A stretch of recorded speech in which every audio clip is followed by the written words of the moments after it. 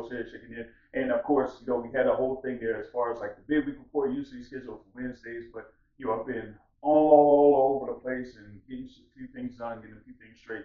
But you know, I wanted to catch up on a few major topics here coming up for this week.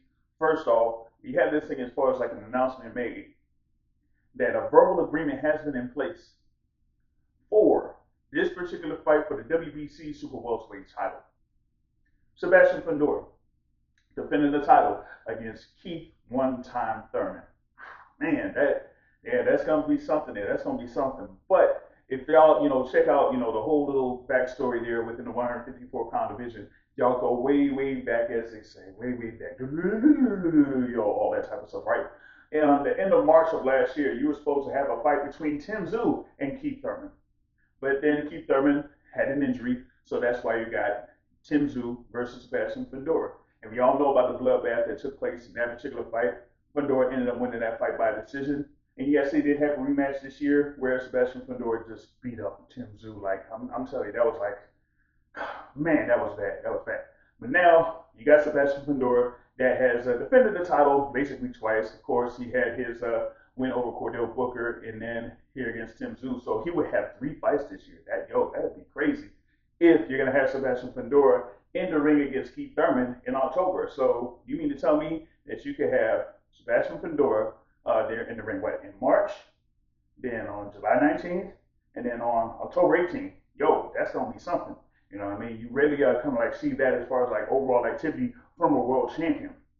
But here against, of course, former champion at 147 pounds, Keith Thurman, had those key wins at 147 pounds, you know, against like, you know, Danny Garcia, against Sean Porter, things like that. And of course, you know, suffered a loss to Emmanuel Dapper Jam Pacquiao. Yes, that's right, Manny Pacquiao. So you could have this be a really intriguing event if, you know, they have something there in place on October 18th. So they have it all situated, the location and all that type of stuff. That would be really good here for that 154-pound division. Now, it kind of like says that, hey, maybe we could have a few other matches out there that could be in place for 154 pounds. I know a lot of people have, you know, criticized the thing there with Jerome Lucinis going up against Luis Malima.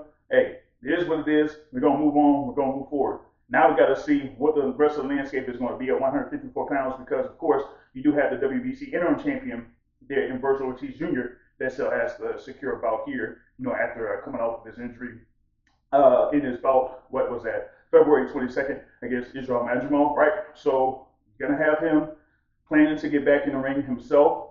Hey, Golden Boy said, hey, you're trying to look for like a hometown fight of sorts. So you could see, you know, Virgil Ortiz Jr.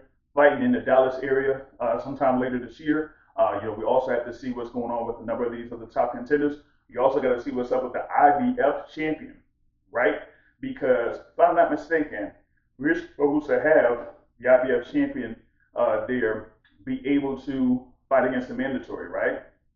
But we haven't seen anything there, you know, when it comes to Murtazaliev and with Erickson Lubin. So where's the update on that? Haven't seen an update on that yet. So once we get more on that and see what happens with the IBF, because maybe they have it to where if they can't work out a deal, then maybe he goes over and fights the next person in line. Now, we had Sergey Boychuk that has suggested that he would like a fight with Bakker Murtazaliev, but he was talking about maybe trying to get in that September 13th fight card, but that fight card is solidified. Y'all already know about the fights that are on there. You know, for me, it's mainly the super middleweight bout, you know, that you have there, of course, with Christian and Billy and Lester Martinez. That's going to be like a highly rated bout there in the super middleweight division. But, you know, outside of that, I mean, you know, it's like Kellen Walsh and Vargas on the card.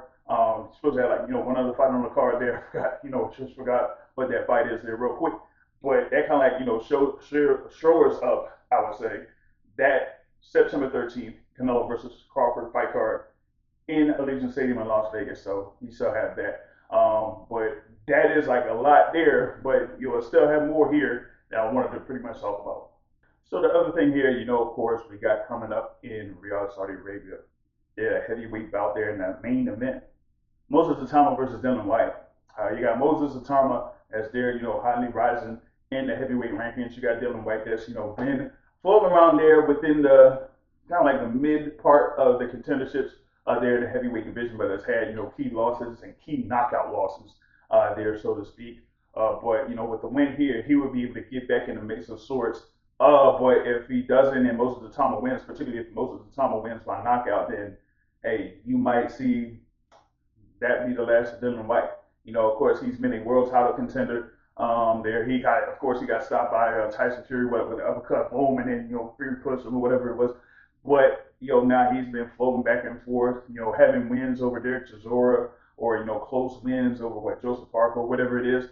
But now it's more about if he could get himself back into world title contention. But I think this is going to be a real kind of a challenge here at this particular point of his career against Moses Itauma, who's like one of those young guns, trying to get himself around that top of the heavyweight division. So we got to see how that happens here. Coming up on Saturday, you're also going to have Nick Ball on that card. You're also going to have, Philip Hergovich versus David Adelaide on the card. You're also going to have Raymond Ford going up against Abraham Nova also on that card. I think that is going to be probably the fight that I'll look at the most is Ray Ford there going up against Abraham Nova because you got to see here Ray Ford is going to be eventually contending for a world title there within that weight class. And of course, you got Nick Ball there. That's the WBA champion that will be defending his title also as well. I forgot, the guy, what is it, Sam Goodman?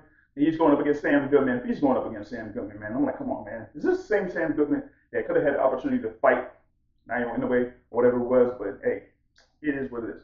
But with that being said, right, that makes for a fairly solid card there on Saturday night. And then even with that, you got Pro Box to look forward to also on Friday night. Now also there on Friday night, of course, you got the Pro Box event. Here we're going to have in the headlining bout Muhammad Kuja Yakubov versus William Foster III.